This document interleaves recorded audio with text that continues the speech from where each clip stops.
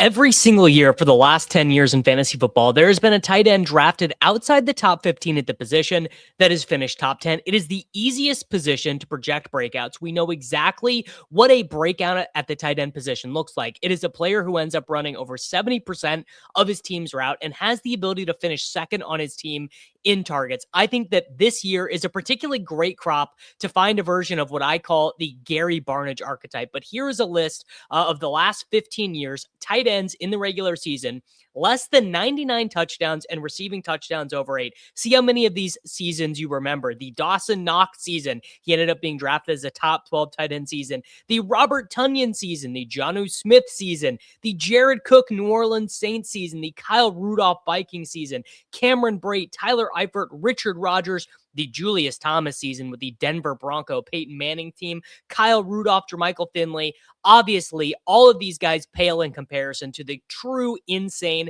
Gary Barnidge season. In 2015, he had 125 targets, 79 receptions, and 9 touchdowns, and then was out of football within a year. Point being, at the tight end position, we know that we do not want to overpay at the middle. Some of the worst picks in fantasy football are these guys. And I'm not saying Laporta, Pitts, Fan, and Kittle are going to bust. There's a situation to draft all of them. But we do know, and I actually have another video on this channel with historical tight end breakout research, that the bust rate of tight ends who go in the middle rounds ends up being basically the worst position to take in fantasy football. So we are going to diagnose 5 breakout tight ends this upcoming season. And we are going to begin pretty low down the list with a guy who a lot of people seem to have forgotten. And that is going to be Pat Freiermuth of the Pittsburgh Steelers. Remember that Pat Freiermuth in his career has already finished as a top 12 tight end, has actually already been drafted as a top 12 tight end. And you might be saying, Davis, this guy's never averaged 10 PPR points in his life. Why would we be drafting him? I mean, look how poor he was last year. He had the one big game against the Cincinnati Bengals, then only finished as a top 10 tight end in a given week one other time. To which I would say the 2026 Pittsburgh Steelers are not going to be Arthur Smith's Pittsburgh Steelers. Arthur Smith is gone, now calling plays for Ohio State. Jonnu Smith is gone. The team is going to be playing much faster. They have Brian Angelino, who comes from the Minnesota Vikings, who is now going to be the offensive coordinator. And they also brought in Mike McCarthy. I think that distinction, the offense to me is going to look quite different. My imagination, my projection for what the 2026 Steelers are going to be, it's going to be a lot more 12 personnel. I don't think that Jeremy Bernard is going to end up running more routes than Freiermuth. And with Jonnu gone and Darnell Washington as the tight end too, I think that we are going to get a snap rate so much higher than what we saw for Freiermuth last year. I mean, in over half his games last year, he did not even play 50% of the snaps.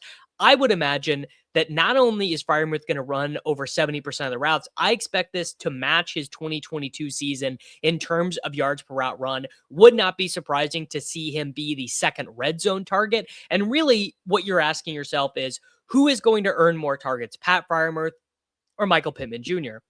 It very well could be Michael Pittman Jr., and I like drafting him, but Pat Freiermuth is free at the end of your drafts. He has demonstrated the ability to be an average or above average NFL starter, and if you think that the new offense with the Steelers is going to be a better offense, which I do, I mean, I think they're also going to play much faster. Arthur Smith had some of the slowest offenses. I think we could see like a 10-15% increase in total play volume for the Pittsburgh Steelers. I love buying Pat Freiermuth. So that is our number one breakout option at the tight end position. You guys obviously already know, if you are watching this channel, about Terrence Ferguson. Terrence Ferguson is going to be the tight end 2 and the wide receiver 3 for the Los Angeles Rams. Funnily enough, Colby Parkinson actually shows up on this list from last year. 8 touchdowns, but only 8.6 fantasy points per game.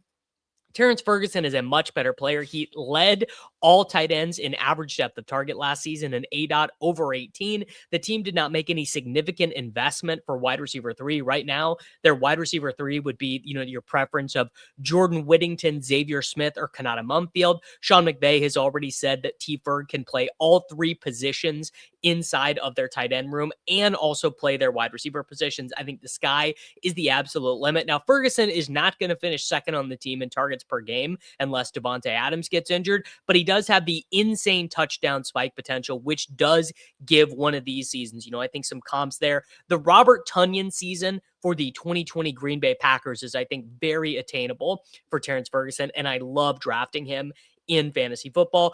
Gunnar Helm is going to be next up for us, who actually had a much better rookie season than you remember, and the pathway is totally clear for him. Daniel Bellinger is the tight end too. He came over with Brian Daboll from New York to the Tennessee Titans. Helm got on the field right away as a rookie last year, 40% of the snaps in his first game. Chigakonkwo has departed and is now playing for the Washington Commanders. Chigakonkwo is actually going to feature on this list as well. They're complementing each other by Chigakonkwo choosing to leave. What Helm would need to do is he just needs to be a little bit better than Wan'Dale Robinson. And maybe that ends up being wrong. Maybe Helm does end up being a 75% of the routes guy, but he's not able to be second on the team in targets. I think a decent comp, if you want to think about the range of outcomes, would be Cade Otton, but Cade Otton in a season where he ends up scoring 8 or 9 touchdowns. And this bet is a big bet on the Tennessee Titans. If you don't think that Cam Ward can take the next step, if you don't think Brian Daboll can coax a better performance out of Ward, then you probably should not draft Helm. And honestly, these guys are probably going to be on the waiver wire in most of your leagues, unless you are in a tight end premium format. But these are real breakout guys that are on my list. Now, we are going to move into the next tier where these guys actually are going to be drafted more frequently. And we are going to highlight one Mr. Greg Dulcich, who is top 5 in the NFL in terms of yards per route run, targets per route run, and first downs per route run of the tight end position starting from last year. And keep in mind that this is a guy who had been injured a ton in his career. He's played for the Giants, he's played for the Dolphins, and then got let go by the team that drafted him, the Denver Broncos. 2.53 yards per route run for Dulcich last year. His target competition of all the players on this list, Dulcich is probably number 1 on the team in targets. All he has to do is earn more targets than Malik Washington, Jalen Tolbert, Tutu Atwell, Kevin Coleman Jr.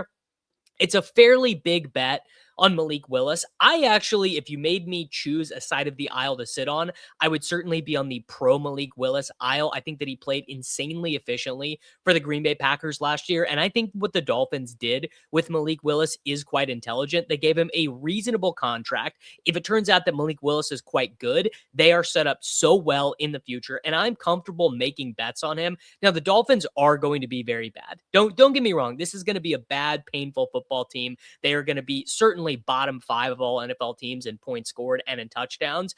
But at the tight end position, this volume that I expect that we are going to see from Dulcich is going to be unrivaled by anyone else in the tier where he is in the rankings. I think he's easily going to out-target Knox, Schultz, Barner, Juwan Johnson, TJ Hawkinson, Hunter Henry. All of those guys have real target competition that Greg Dulcich does not have.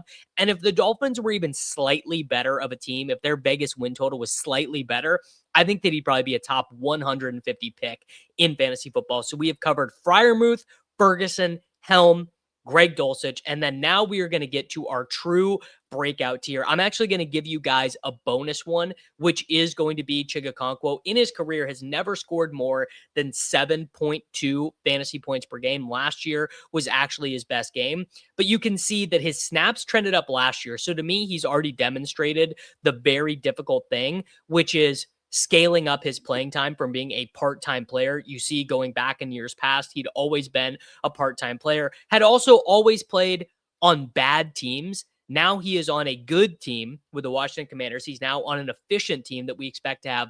I mean, are the Commanders going to finish top 5 in points scored? This is a team that made the NFC Conference Championship with a rookie quarterback. Jaden Daniels was injured for all of last season, so it's kind of obfuscated how good the Commanders offense can be, particularly with the change in play caller. I expect things to be awesome there.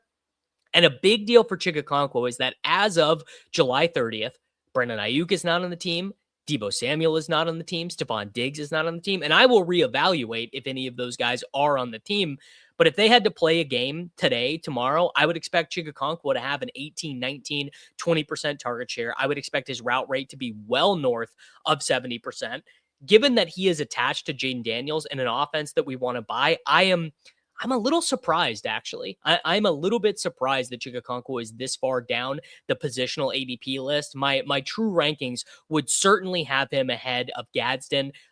Honestly, I would take him ahead of Isaiah Likely straight up. If you ask me who scores more fantasy points this year, Chigakonkwo or Isaiah Likely, I am taking Chigakonkwo. And I, for the first time ever in my fantasy football career, I am making this bet on Dalton Kincaid. This is my number one breakout pick at the tight end position, mostly because I don't see any way that the Buffalo Bills ascend to the next level as a football team to get their offense to a Super Bowl winning level without a real Dalton Kincaid breakout.